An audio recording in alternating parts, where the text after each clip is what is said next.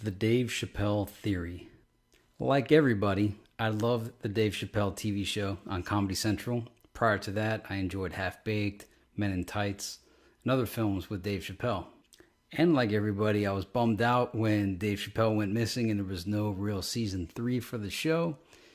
And then I started looking things up. I started asking questions, and I found this clip that seems that everybody's seen and everybody quotes it, but I just love this particular part.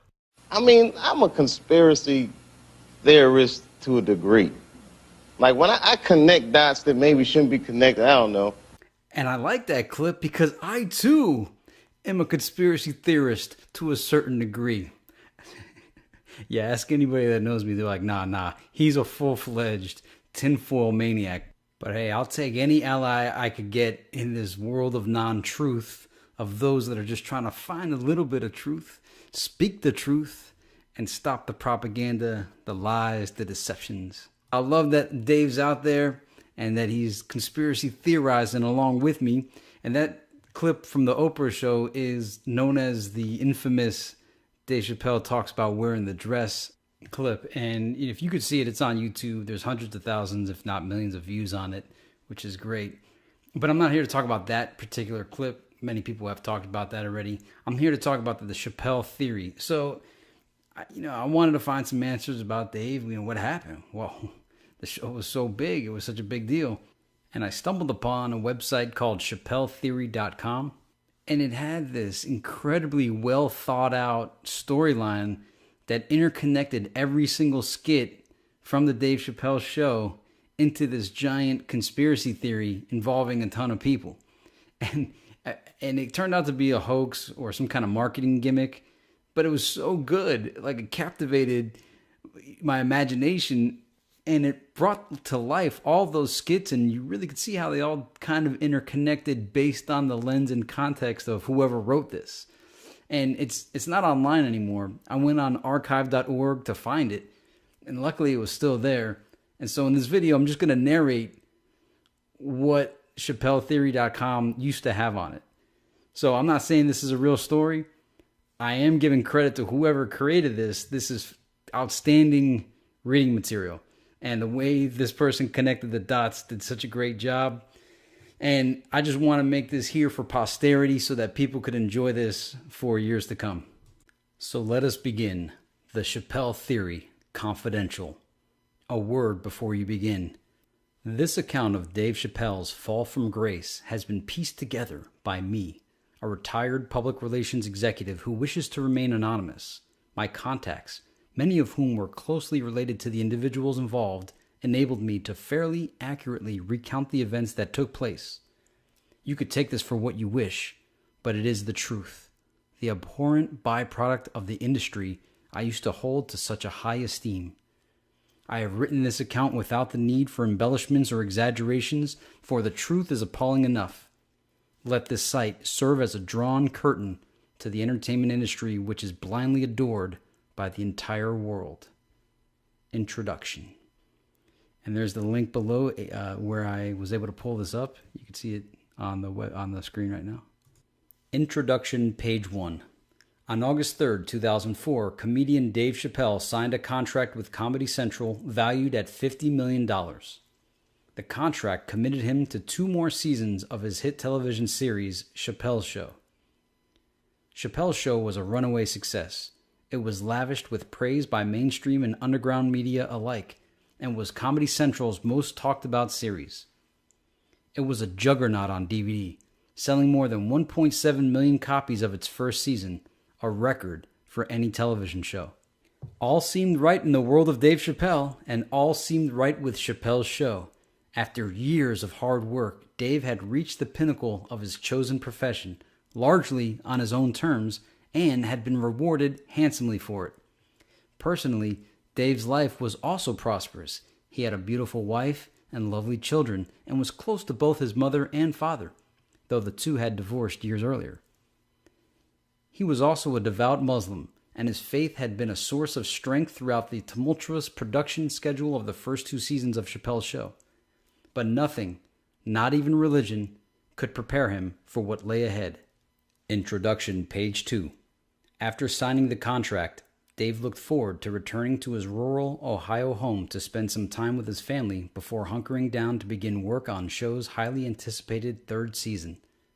But Dave was haunted by a secret, one that only he was aware of, and one he couldn't share with anyone, lest his comedy empire crumble. He knew that at the same time he was signing his record-setting deal, there was a secret cabal of powerful African-American leaders from the business, political, and entertainment industries working together to ensure that the third season of Chappelle's Show would never happen. At one time or another, each member of this loosely knit, informal group had played a key role in Chappelle's rise to stardom. They had been instrumental in securing movie and television roles, offering counsel, and simply aiding Chappelle financially when his stand-up work couldn't pay the bills during his lean early years. Over the last 2 years, they had watched warily as Chappelle's Show had become the Comedy Central's premier show, eclipsing even South Park and The Daily Show in terms of buzz. Introduction, page 3. It was reported that they had voiced their concerns about Chappelle's Show to Dave many times over those 2 years, showing their displeasure with the direction that the show was taking. However, their actions could not steer Dave away from the comedy that was most natural to him. Collectively, they felt Chappelle's Show reinforced negative stereotypes about African Americans, and that its content was, in the words of group leader Bill Cosby, setting race relations back 50 years. The $50 million deal that Chappelle signed was the straw that broke the camel's back. The group, informally known as the Dark Crusaders, knew that a deal of this magnitude would guarantee increased attention for the third season of Chappelle's Show, not to mention sending his already robust DVD sales through the roof. In what was an attempt to ensure that this would not happen, the group was seen holding a closed-door meeting at the Omni Hotel in Atlanta's affluent Buckhead neighborhood over the weekend of August 7th. During that weekend meeting, recovered documents by the hotel staff revealed that they finalized a comprehensive 5-point plan to bring an end to what some of the members had termed the Chappelle problem.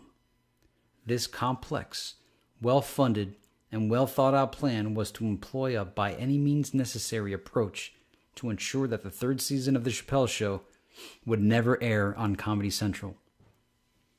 What follows is the story of the events that led up to and ultimately were responsible for Dave Chappelle's fall from grace. Introduction, page 4. The Dark Crusaders. An ad hoc organization whose members were an all-integral part of Dave Chappelle's early life and career, the group known as the Dark Crusaders came together to sabotage Chappelle's career because they felt the material on Chappelle's show was not reflecting well on the black community. Using a mix of measures, the Dark Crusaders achieved its primary goal, the cancellation of Chappelle's show's third season and the near crippling of Chappelle's comedy career. Al Sharpton, bio.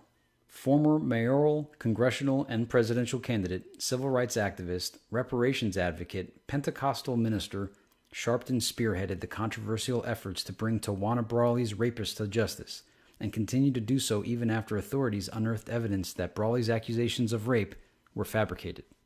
Connection to Chappelle? He was a rabid fan of stand-up comedy who took an early liking to Chappelle and offered support and encouragement early on in his career.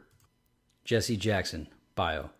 Former Martin Luther King confidant and presidential candidate, founder of the Rainbow Coalition and prominent civil rights leader for over 40 years. Presidential hopes were dashed when it was revealed that he once referred to Jews as Hymies and New York as Hymietown during an off-the-record conversation with reporters. He has been dogged by controversy ever since, including accusations of infidelity and unethical behavior while securing a Budweiser distributorship for his two sons in the lucrative Chicago market. Connection to Chappelle. Friend of Chappelle's mother, Yvonne Serron, and has known Chappelle since he moved to Washington, D.C. with his mother after his parents' divorce. Louis Farrakhan, bio. Leader of the African American Nation of Islam, founder of the Million Man March, and former confidant of both the Honorable Elijah Muhammad and Malcolm X.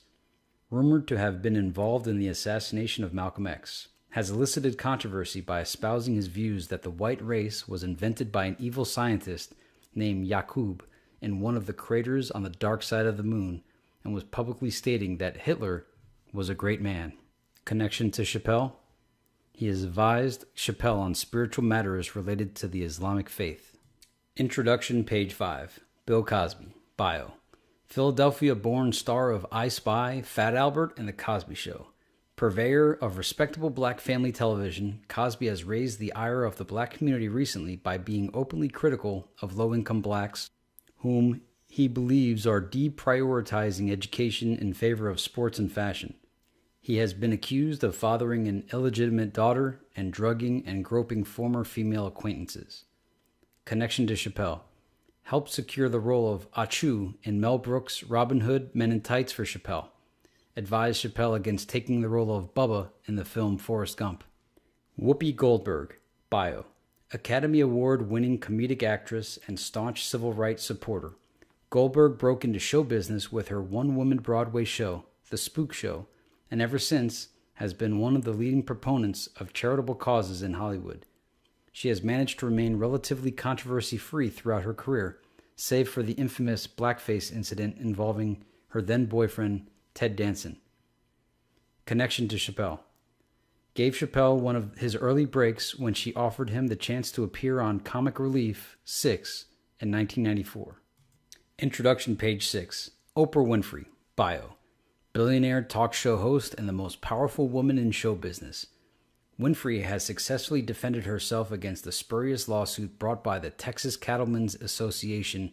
She brought Dr. Phil and William Faulkner to unsuspecting middle American housewives and single-handedly brought the Hermes Corporation to its knees. She has also supported black charitable causes throughout her career and strives to convey a positive image for the community. Connection to Chappelle. Worked briefly with Chappelle when he was an extra on the set of The Women of Brewster Place and offered mentoring early on in his career. Robert L. Johnson. Bio. Founder of Black Entertainment Television, BET. First black-controlled company to be listed on the New York Stock Exchange. First black owner of a major sports franchise, the NBA's Charlotte Bobcats.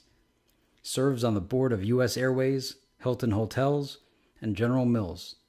Divorced from Sheila Johnson, yet still remains a staunch supporter of family values. Connection to Chappelle. Used his influence in corporate America to help broker deals for Chappelle to be the pitchman for both Pepsi and Coca-Cola at different times in his career. The Theory. Timeline. The first episode of Chappelle's show aired on January 22, 2003. It was a lightly promoted 30-minute show that Comedy Central executives hoped would perform as well as earlier shows such as Strangers with Candy or The Man Show. The budget was modest, the stars were modest. Chappelle's biggest success up until this time had been the cult stoner comedy Half Baked, and expectations were modest. Chappelle was looking forward to the show's debut, but was nonplussed about its chances for success.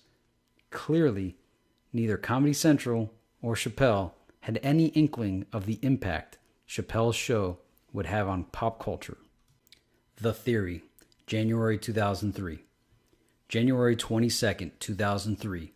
Chappelle's first show set the tone for much of the content of the upcoming series. It featured a sketch on a blind black white supremacist, Clayton Bigsby, who was raised by white foster parents and taught from a young age to abhor the black race.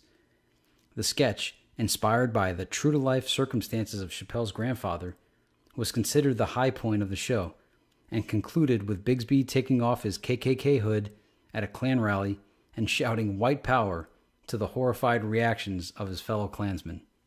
According to Nielsen ratings, the show was seen by approximately 2.5 million viewers on its opening night. A small audience, but respectable for the debut of a basic cable show.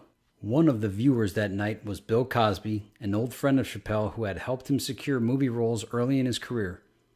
Bill later recalled being eager to watch the show to see how Dave's career was progressing. To summarize an interview with Cosby by Philadelphia Metro, he wasn't pleased. January 29, 2003. The show's second episode aired, featuring the debut of what will become one of the show's most identifiable characters, Tyrone Biggums, crackhead. In his first appearance, Biggums lectures at a grammar school's Drug Awareness Week. The wisdom he dispenses to children includes that dog food is delicious and that he has sucked dick for crack. Bill Cosby had tuned into this show as well, and according to friends of his, was reportedly livid with the portrayal of the black community that Chappelle was foisting on viewers. This may have been when he began to think about doing something to send a message to Chappelle about the show's outrageous tone. The Theory, February 2003. February 5th, 2003. Chappelle's show third episode featured a takeoff on the making of roots, a topic that many upper-income baby boomer blacks hold sacred. Soon after the airing of this show, a friend of Minister Louis Farrakhan recalled a heated phone call discussion between Farrakhan and Cosby. It appeared that, already upset from having seen Chappelle's show before, Cosby had been pushed over the edge and decided to seek out help from his influential friends. Chappelle remained blissfully unaware that he was a topic of heated debate amongst some of the most powerful members of Black American society. In interviews, it seemed he was completely engrossed in the growing success of his show. February 12, 2003. Episode 4 of Chappelle's show, which by this time was beginning to pick up a head of steam with the public and critics alike, featured a sketch fantasizing about what would happen if black people were given reparations. The outcome was that Tron, a ghetto hustler, supplants Bill Gates as the world's richest man, and stock market prices for fried chicken-related companies surge. It's about this time that Al Sharpton, a staunch reparations supporter and longtime fan of Chappelle, noticed the show's growing popularity. Sharpton began writing letters to his contemporaries concerning Chappelle, unaware that Cosby was also displeased and taking action. February 26, 2003. Episode 6 of Chappelle's show featured the sketch It's a Mad Real World, a takeoff on MTV's Real World series. In the Chappelle version, a white suburban male rooms with 6 black inner-city youth and is terrorized throughout his stay. His dad is stabbed and his girlfriend is molested by his inner-city African-American roommate, Tyree. Robert L. Johnson, alerted by the rumblings coming from the Cosby, Farrakhan, and Sharpton camps, decided to tune into the show to see what Chappelle had been doing that was getting so many black leaders rankled. After watching the show, Johnson reportedly thought to himself, Bill, Al, and Louis may be right. If this really blows up, it sets us up to be minstrels again. Just as Cosby and Farrakhan did, Johnson decided to get involved as well. The Theory, March 2003. March 5th, 2003. Episode 7 of Chappelle's show skewered the Star Wars franchise. It had a bit based around sexual molestation that occurs at the Jedi Academy. A reportedly furious George Lucas demanded that his secretary place a call to Whoopi Goldberg, a longtime friend of Lucas as well as an early benefactor and friend of Chappelle. Lucas wanted her to see if she could get word to Chappelle that he is not amused. According to Lucas's secretary, it seemed as if Goldberg, like Bill Cosby, did not agree with the message that Chappelle's show was sending to the African American youth. March 12, 2003. Episode 8 of Chappelle's show saw the reemergence of the Tyrone Biggums, crackhead character. During his appearance, Tyrone is lured to an intervention with the promise of free crack. After the show's conclusion, a reportedly furious Cosby got Farrakhan and Al Sharpton, who he had heard was also concerned about Chappelle's effect on the African American community, on a conference call. The 3 men decided to meet for lunch at Farrakhan's Chicago residence to discuss what action to take. March 19, 2003. Episode 9 of Chappelle's show was the one that captured the attention of Black America's biggest power broker, Oprah Winfrey. The sketch that alerted Goldberg to the growing Chappelle phenomenon came to Oprah's attention in a roundabout way. The Player Haters Ball sketch featured an aside by the Silky Johnson character talking about how Rosie O'Donnell wears underwear with a dick hole in them. O'Donnell mentioned the remark while lunching with Winfrey at the Palm in West Hollywood the next day. Winfrey, who had supported Chappelle early on, had her staff get a tape of Chappelle's show so she could take a look at the sketch. She was appalled that the subjects Chappelle mined for humor and immediately began calling friends in the black entertainment and business communities to see what they thought of the show's content. March 26, 2003. The season's 10th episode features the R. Kelly Piss on You video. This controversial sketch ignited a world of criticism and, unsurprisingly, caught the attention of Bill Cosby. In a call on March 27th, Cosby voiced his concerns directly to Chappelle. In an aside to a coworker, Chappelle reportedly telling Cosby how he was thankful for his insight, but while the show was riding a wave of acclaim, he didn't want to tinker with a successful formula. He believed Cosby was just overreacting and didn't think much of the phone call. The Theory, April 2003. April 9th, 2003. The season finale of Chappelle's show featured a sketch spoofing the popularity of mate-swap reality television programs. It revolved around a black family and a white family trading spouses and plays on long-held stereotypes about black male virility while willfully promoting racial miscegenation.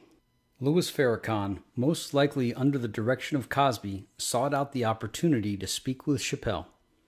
Farrakhan, who had advised Chappelle on his conversion to Islam in 1998, visited Chappelle on location days after the episode aired. His concerns fall on deaf ears as Chappelle was resistant to pressure to tone down the show's content. April 1st, 2003. While in Philadelphia, visiting her good friend Patti LaBelle, Oprah Winfrey was seen meeting with Bill Cosby, who was also in town attending a function at Temple University. The two of them were witnessed dining at the exclusive Walnut Street eatery, Les Bec Fin. While the two were catching up, Cosby was overheard casually mentioning his concern over Chappelle's show and his failed attempts to convince Dave to change his brand of humor. "Funny you should mention that. I've had the same concerns," Winfrey reportedly responded. The two spend a long dinner talking about how to exert covert pressure on Chappelle to change the show's content. Winfrey offers to reach out to friends she's spoken with regarding Chappelle. And just like that, the Dark Crusaders are born. April 20, 2003. With Chappelle's show on hiatus before production for Season 2 commences, Chappelle took some downtime at his Ohio area farm. It was here that he received a strange package. As told by Dave himself, at around noon, in the middle of an early season Cincinnati Reds game, there was a knock at his door. Chappelle was a bit concerned as no one except his close family and friends were aware of where he was.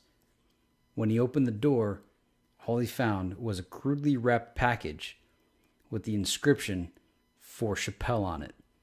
Inside the package was a voodoo doll-style replica of Chappelle dressed as Clayton Bigsby, the African-American Klansman from his first show. The doll was riddled with safety pins and had a noose tied sharply around its neck. Accompanying the doll was a message in a childlike scrawl that read, "What you're doing is hurting the African-American community. It needs to stop." Chappelle was extremely bothered by the development, but later chalked it up to a local group of black nationalists, probably some college kids from Anytoch, a nearby university, looking for kicks. Though Chappelle was unaware of it at the time, this was the first assault by the Dark Crusaders aimed at shutting down his comedy career. The Theory, July 2003. July 4th, 2003. While enjoying a holiday weekend with his wife at the Four Seasons in Santa Barbara, Chappelle alerted the staff that he received a late-night phone call to his room that told him, "If you know what's good for you, you'll stop using your show to denigrate African Americans." While telling his wife about the package he received in Ohio, Chappelle began to think that maybe the voodoo doll package was not an isolated incident, but part of a larger, coordinated campaign. Shaken by the phone call, he stayed awake with his wife and executives of the hotel for the rest of the night. The Theory, August 2003. August 31st, 2003. As Chappelle began production on the second season of Chappelle's Show, strange things started to occur. Scripts for the sketches began disappearing. Featured players weren't showing up on the set, and illnesses were plaguing key members of the crew. Additionally, Chappelle voiced his concern to one of the extras of the show that one of the replacement cameramen looked like the Nation of Islam bodyguards Farrakhan had with him when he visited the set earlier in the year. Upon confronting him, Chappelle learns that the replacement cameraman was originally from Chicago, was a fellow Muslim, and was a member of Farrakhan's congregation. After this incident, Chappelle confided in cast member Charlie Murphy and head writer Neil Brennan that he thinks some powerful black people are out to get him to tone down the show's content. and that they may have infiltrated the set. Both tell him not to worry, that it's just the pressure getting to him. But personally, both worry that the pressure to succeed may have been getting to Chappelle and express concern to other crew members. The Theory, September 2003. September 15th, 2003. While in Washington, D.C. on a weekend break from shooting, Chappelle and his mom decided to catch a movie. Shortly after the movie started, witnesses reported a man who looked like Al Sharpton taking a seat behind Chappelle and his mother. When Chappelle's mother excused herself to go to the bathroom, Sharpton was seen moving into the seat beside Chappelle. Chappelle would later recount what Sharpton had whispered. "I didn't appreciate the mockery directed at reparations in the last season's show. You should be ashamed of selling out the community for cheap laughs and ratings." Sharpton was seen quickly leaving the theater immediately after. When Chappelle told his mother about this upon her return, she was in disbelief. She asked if he was feeling all right and if the pressure of success was getting to him. She then offered to take him to see her psychiatrist. It was around this time, and understandably so, that Chappelle began to sink deep into paranoia. The Theory, January 2004. January 1st, 2004. With the debut of Chappelle's show third season growing closer, Dave began receiving phone calls at all hours of the day when he was in his family's house alone. The phone calls all said the same thing: tone down the show or you will have to go. When Chappelle contacted the local police department and phone company in an attempt to trace the calls, they report that they have no record of the calls ever being made. When Chappelle confided in his wife that he thinks he is being targeted by a group of powerful black showbiz folks and politicians, she tells him that he's acting crazy and he should relax and enjoy his success. With everyone in Chappelle's life doubting his sanity, it was only a matter of time before the media started to report Chappelle acting strangely. January 21st, 2004. Season 2 of Chappelle's show aired. The infamous racial draft sketch, where Tiger Woods is declared all black and chosen by the black race with their draft pick, and the Wu-Tang Clan is declared Asian and drafted by the Asian race. After the show played, Chappelle was seen having dinner with friends at Pastis in New York City's fashionable meatpacking district. When he tried to pick up the tab, embarrassingly, he found out that his credit card had been rejected. He tried several other credit cards and found that, surprisingly, they were rejected too. After his last credit card was declined, Chappelle received a call on his cell phone. Chappelle confided to his friends that the voice on the line advised him that, "This is only the beginning if you don't do what we want. Try your credit cards now." Chappelle, clearly rattled, told the waitstaff to run his credit card once more. When it did, this may have been when Chappelle began to realize the seriousness of the situation. January 28, 2004. Despite what appeared to be a growing conspiracy against him, Chappelle forged ahead with his show, refusing to rewrite skits. That week's show featured the N-word sketch, and following its run, Chappelle began feeling the pressure again. On Tuesday, while watching an episode of The Oprah Winfrey Show, Chappelle recalled being completely stunned when Winfrey turned to the camera in the middle of interviewing Tom Cruise and said, "Dave Chappelle, you should be ashamed of yourself for airing that N-word sketch on your show this week. I'm going to make sure you never work in Hollywood again." The image, allegedly taped by Winfrey and transmitted to Chappelle's house under the direction of Robert L. Johnson, who called in some favors with Chappelle's local affiliate station manager, terrified Chappelle. At that time, he considered telling the show's cast and producers what was happening to him, but decided against it.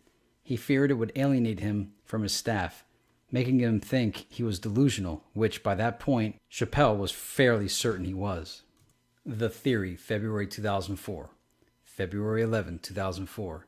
The catchphrase, "I'm Rick James, bitch," made its debut on this week's show. What was once a somewhat successful cult television show was now a full-blown phenomenon. Season 1 DVD sales begin to blow up, and Chappelle's Q rating soars.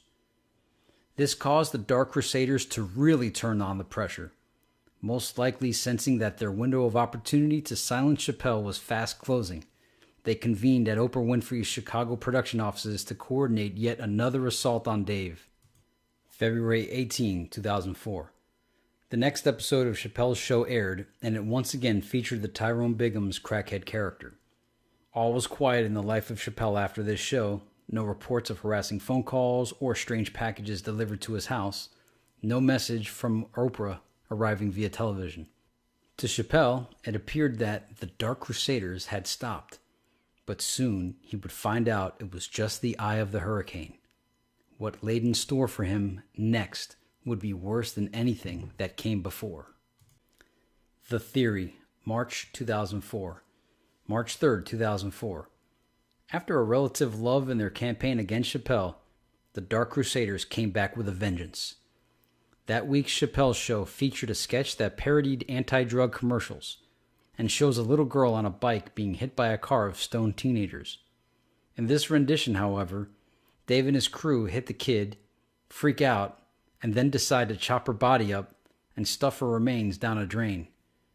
This is perhaps the raunchiest skit ever to appear on the show, and it is Dave's way of thumbing his nose at his harassers, saying, no, he won't back down. After this show airs, Chappelle began to notice that he is being shadowed by a group of 3 large, crisply attired African-American gentlemen. Wherever he went, they never seemed far behind. He asked his family and close friends if they noticed this too, but they never seemed to catch a glimpse of the men. This reached its apex when Chappelle emerged from the shower one morning to find the 3 men sitting in his bathroom. By Chappelle's account, they told him, "If we can get into your home this easily, David, imagine what we can do to you if we really wanted to hurt you. If you don't tone down your show, maybe the next time we're in your bathroom, we'll be waiting for your wife or children to get out of the shower, not you." Chappelle was found on the bathroom floor by his wife several hours later, most likely having fainted due to shock. When he tried to relate the story to her, she immediately called for an ambulance, thinking, and rightfully so, that her husband was having a nervous breakdown. The incident was hushed up by Chappelle's agent, who was in negotiations with Comedy Central to produce a 3rd season of Chappelle's show. March 10, 2004. Figuring that he had nothing left to lose, Chappelle went ahead with his decision to air a sketch he knew would be patently offensive to everyone that was after him, as well as catering to the base tastes of his white middle-class audience. The sketch, called I Know Black People, centered around Chappelle asking people who claimed to know black people questions about black culture.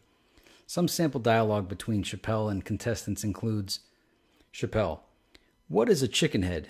Professor: "That's a woman who, puts her mouth on the member of or sometimes called a crack whore. Ring." Ding ding. Chappelle: "That is acceptable. That is one of the many definitions of a chicken head."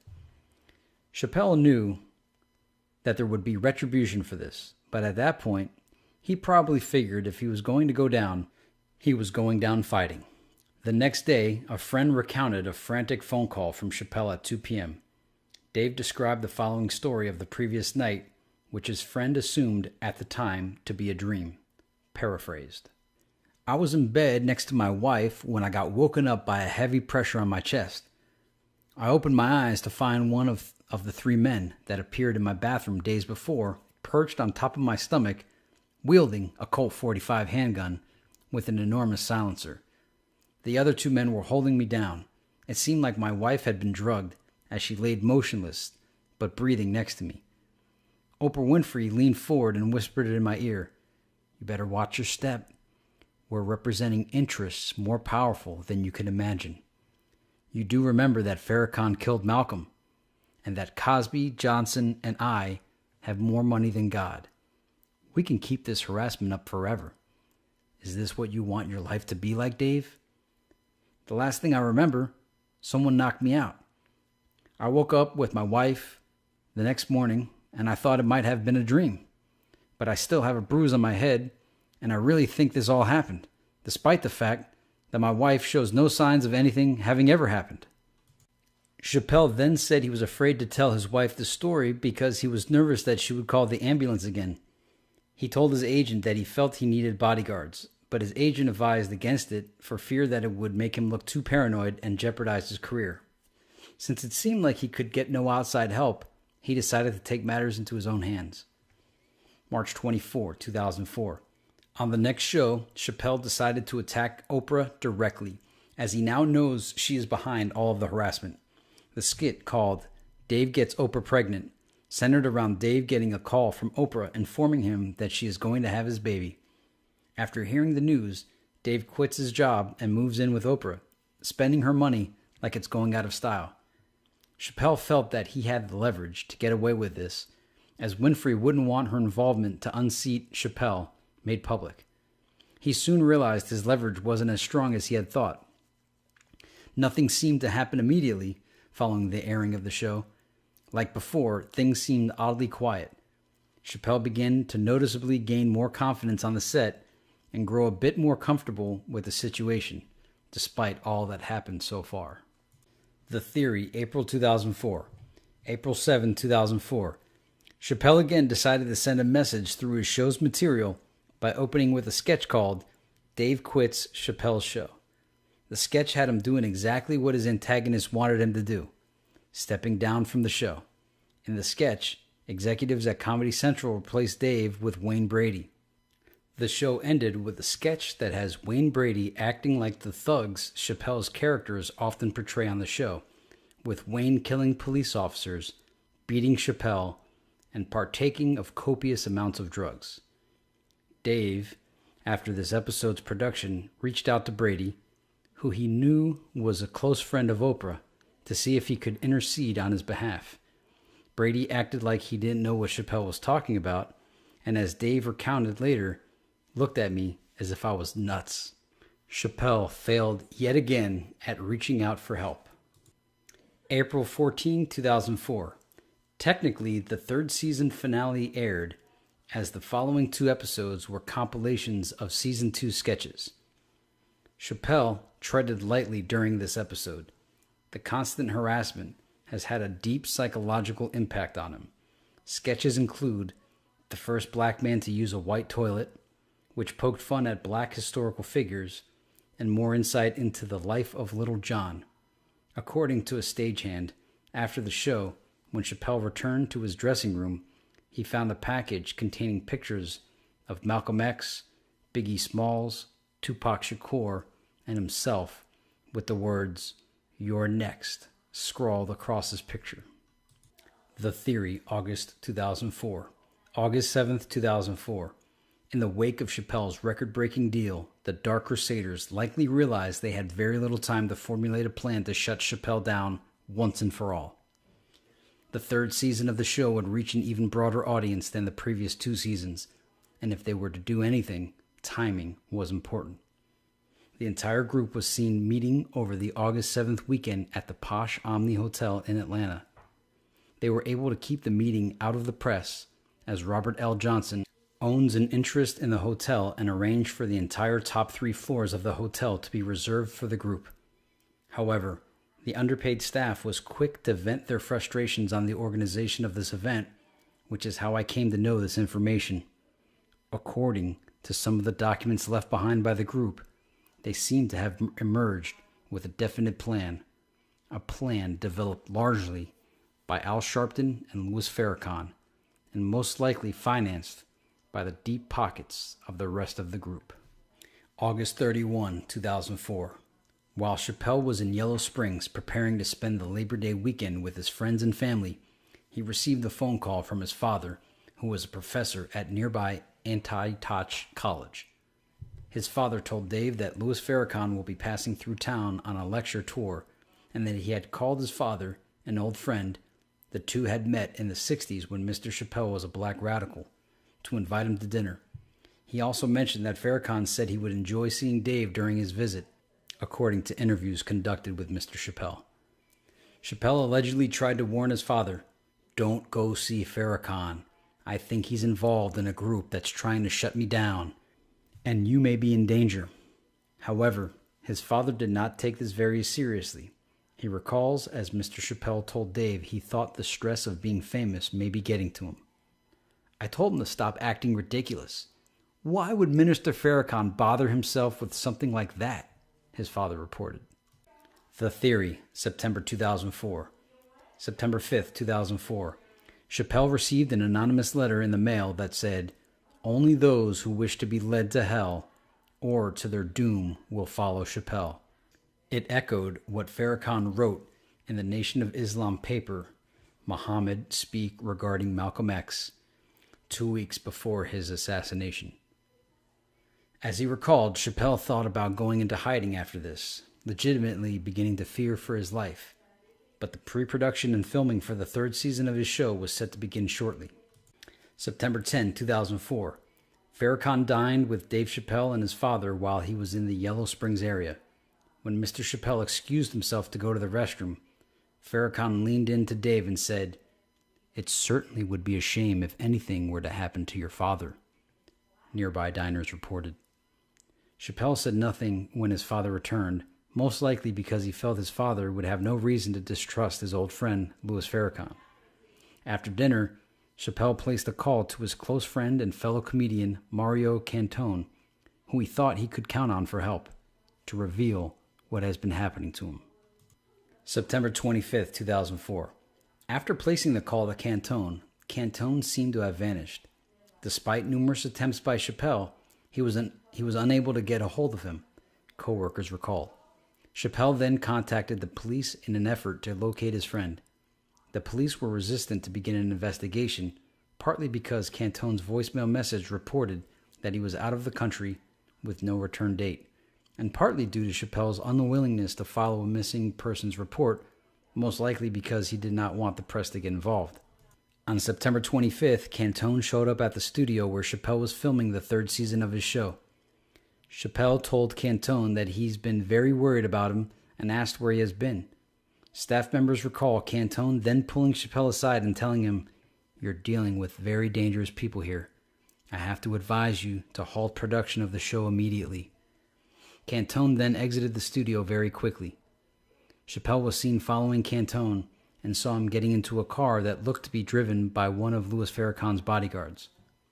After this incident, Chappelle halted the day's work on the show and went back to his Los Angeles area hotel. The Theory, October 2004, October 15th, 2004. During this time, Chappelle began slipping into paranoia. He called his agent and told him he was thinking of pulling the plug on the show. When his agent asked why, Chappelle told him about the Dark Crusaders and how they were out to end his career. His agent reportedly laughed, but after realizing Dave was being serious, he recommended that Dave see a psychiatrist. Chappelle began to retreat further into his shell. People close to him noticed that he began to start drinking heavily and occasionally taking drugs. Word of this got out, and rumors began to fly in the press about troubles with Chappelle's show. The Dark Crusaders appeared to have finally reached Chappelle. The Theory, November 2004, November 12th, 2004. After another talk with his agent, Chappelle rallied himself and tried to give the show one last shot. With a $50 million contract on the line, it wasn't surprising. During the show's production, Dave's secretary appeared on the set to give him messages for the day. One of those messages was from Dave's wife, who had run into Bill Cosby in Ohio. The message said that Cosby had invited Dave's wife and her friend to a screening of Cosby's show and that they were going.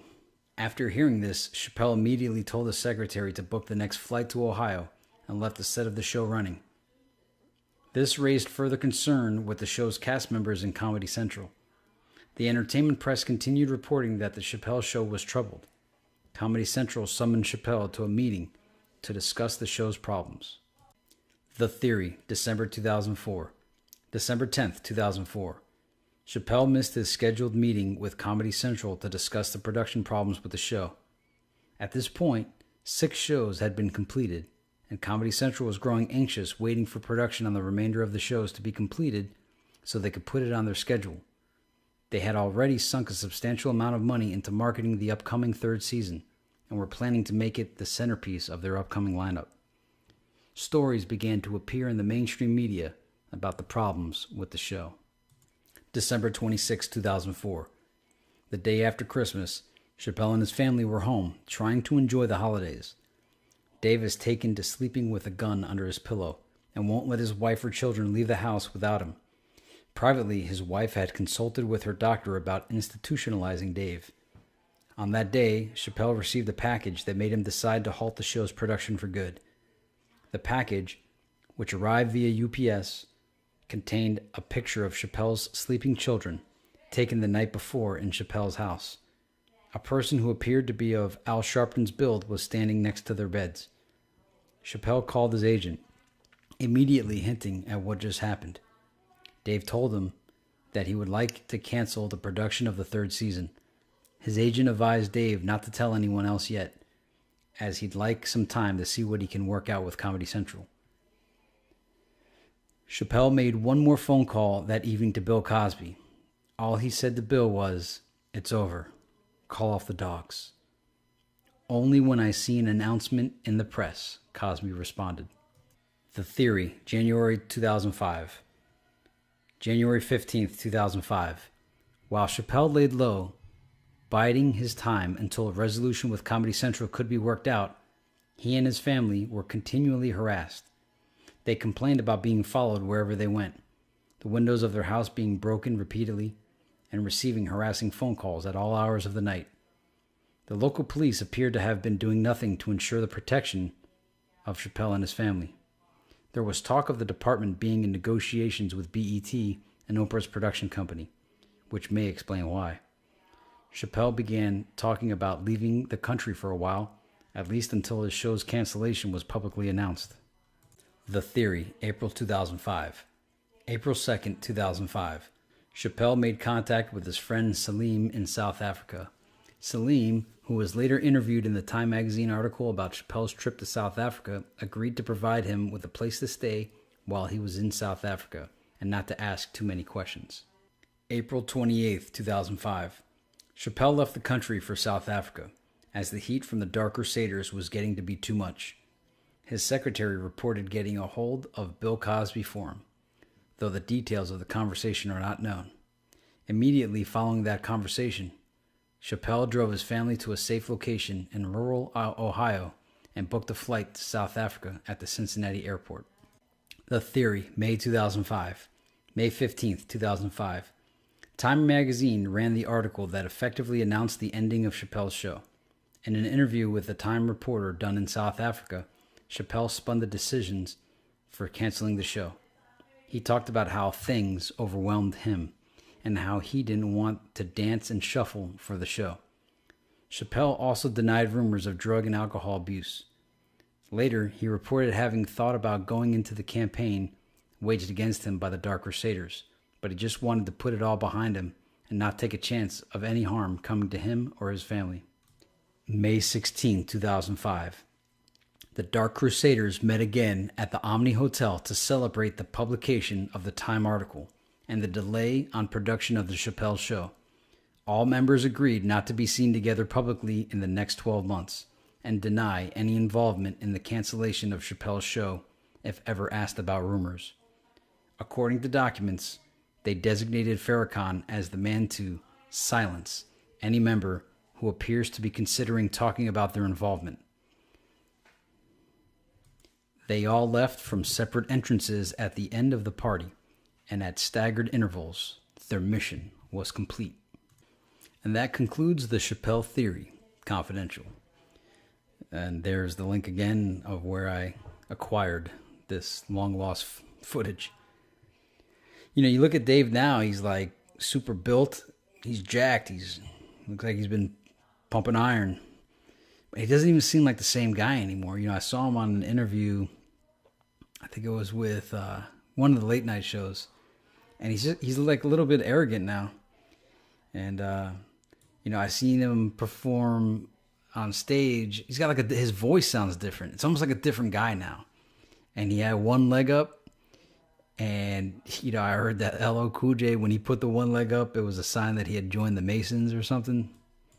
And you know, you see all kinds of wacky stuff on YouTube, this included. And I do remember 14 Shots to the Dome, How I'm Coming. You know, it was a fashionable thing back then to put one leg up. But for Dave to be doing it now, you know, all we could do is speculate on what's going on. The guy seems different. His voice is different, looks different. Is it even the same guy? Has Dave Chappelle transformed? And I know Dave would want us to ask these questions because if he is a conspiracy theorist, as he said, he'd be asking the same questions if he was watching himself. So this one's for you, Dave. We're thinking about you. And I hope this video was enjoyable. Again, I'm not a master on these secret society things, so I'm just saying these are my observations. I'm just trying to connect dots that may not be there. You know what I'm saying, Oprah? I mean, I'm a conspiracy theorist to a degree. Like when I connect dots that maybe shouldn't be connected, I don't know. All right, so here's the deal. I hope you enjoyed the show. This was an ad-free presentation, and if you got this far in the video and you're not already a subscriber, you probably want to subscribe to this channel, because we tend to do things like this on this channel, and you might want to check out some of the other videos on the Jonathan Lippy channel. But again, thank you for your time. Thanks for watching, and I'll see you next time.